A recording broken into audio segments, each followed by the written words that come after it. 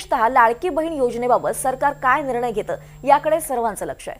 सध्या या योजनेअंतर्गत पात्र महिलांना दरमहा 1500 रुपयांचा आर्थिक लाभ दिला जातो।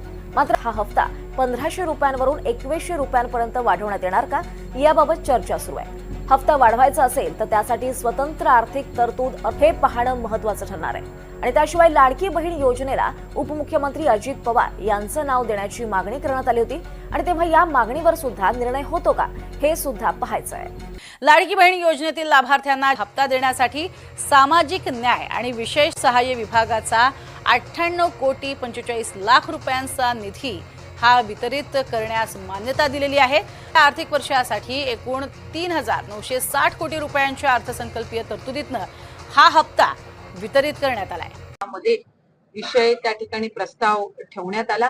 तत्वता मान्यता मानधनवाढीच्या संदर्भामध्ये देण्यात आलेली आहे। मुख्यमंत्री फडणवीस साहेब आणि मंत्रिमंडळातील सर्व सहकाऱ्यांनी त्या ठिकाणी या प्रस्तावाला तत्वता मान्यता दिलेली आहे। नक्कीच मानधनवाढी संदर्भामध्ये आम्ही साधारणपणे त्याच्या संदर्भातला शासन निर्णय सुद्धा निर्गमित करत आहोत।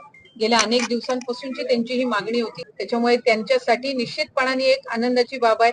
या संदर्भामध्ये मूल्यमापन करून जी योग्य ती मानधनवाढ आहे ती आम्ही शासनाकडे प्रस्तावित करत आहोत, ज्याला तत्वता मान्यता आज दिलेली आहे। हप्त्याचं जे वितरण आहे त्याची सुरुवात केली। आजही पहाटेच्या वेळेला काही डिस्बर्समेंट्स डीबीटी झालेले आहेत, त्या संदर्भातला सविस्तर आकडा हा संध्याकाळपर्यंत येईल। पण साधारणपणे 1 कोटी महिलांना जो आहे तो या 3 दिवशी जो आम्ही लाभ वितरित केला, डीबीटी केला, त्याच्यामध्ये गेलेला आहे। आणि याच्यामध्ये स्क्रुटिनी अभावी ज्या महिलांना लाभ मिळाला नव्हता त्यांना 4500 चा लाभ वितरित झालाय। अजूनही अनेक महिला अशा आहेत ज्यांचा आधार सीडिंग झालेला नाहीये आणि म्हणून त्या पात्र असून सुद्धा आधार सीडिंग न झाल्यामुळे त्यांना लाभ मिळत नाहीये। आम्ही आजही मंत्रिमंडळाच्या बैठकीमध्ये सन्माननीय मुख्यमंत्री महोदय, दोन्ही उपमुख्यमंत्री आणि मंत्रिमंडळातील सहकाऱ्यांसमोर हा अहवाल ठेवला की त्या जिल्ह्यामध्ये त्या पालकमंत्र्यांनी आधार सीडिंग मुळे ज्या महिला लाभापासून वंचित राहिलेल्या आहेत त्या संदर्भामध्ये अधिक लक्ष केंद्रित करणं गरजेचं। ज्या महिलांना लाभ मिळत आहे ते निश्चितपणाने आनंददायी आहेत। आम्हाला अनेक वेळेला आम्ही प्रत्येक जिल्ह्यामध्ये गावामध्ये जातो। आज प्रत्येक आठवड्याला इतक्या मोठ्या संख्येने सक्सेस स्टोरीज या योजनेच्या संदर्भातल्या सुद्धा येत आहेत की ज्या महिलांना लाभ वितरित होत आहे त्यांनी चांगल्या पद्धतीनं काही त्यांचा रोजगार किंवा व्यवसाय छोट्या पद्धतीनं सुरू केलेल्याचं सुद्धा अनेक सक्सेस स्टोरीज आहेत।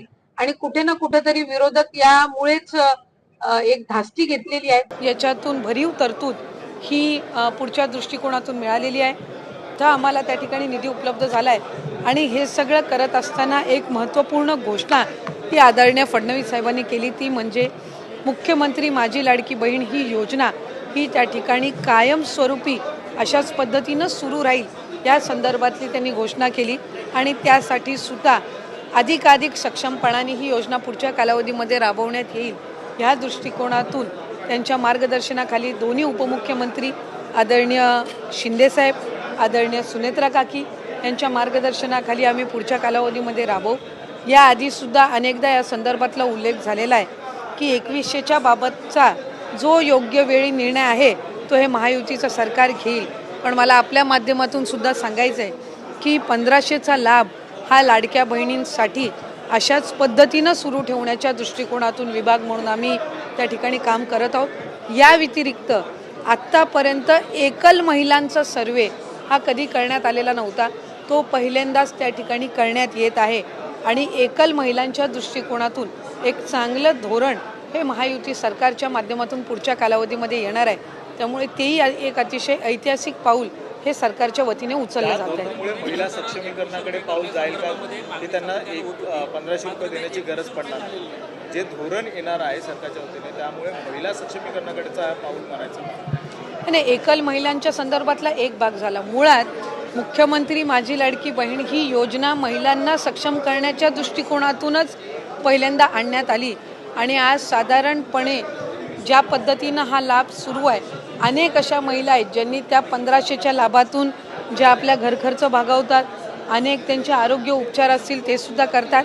पण लघु उद्योजकाकडे सुद्धा किंवा छोट्या मोठ्या व्यवसायांकडे सुद्धा ह्या 1500च्या लाभाच्या दर महिन्याच्या माध्यमातून महिलांनी पाऊल उचललेली आहेत आणि आमच्यासाठी अशा अनेक सकारात्मक ज्या केस स्टोरीज आहेत या निश्चितपणाने लक्षात घेऊन पुढच्या कालावधीमध्ये फायनान्शियल लिटरसी ज्याचा उल्लेख किंवा आर्थिक सक्षमता महिलांमध्ये आणणं ह्या दृष्टिकोनातून आम्ही काम करणार आहोत, जेणेकरून लखपती दिदी असतील यांचं उद्दिष्ट गेल्या वेळेला 37 लाखाचं होतं. 37 लाख माता भगिनी या लखपती दिदीच्या त्या ह्याच्यामध्ये लाभ घेत आहेत, म्हणजे वार्षिक त्यांचं उत्पन्न 1 लाखाच्या पुढे जात आहे. त्याच पद्धतीनं यंदाच्या याच्यासाठी 25 लाखाचं उद्दिष्ट हे ठेवलेलं आहे. त्याच्यामुळे एका बाजूला लखपती दिदी आणि एका बाजूला लाडकी बहीण योजना अशा पद्धतीनं सुरू असताना हे महिलांच्या सक्षमीकरणासाठी उचललेलं हे अतिशय महत्त्वपूर्ण पाऊल महायुतीच्या सरकारच्या माध्यमातून आहे.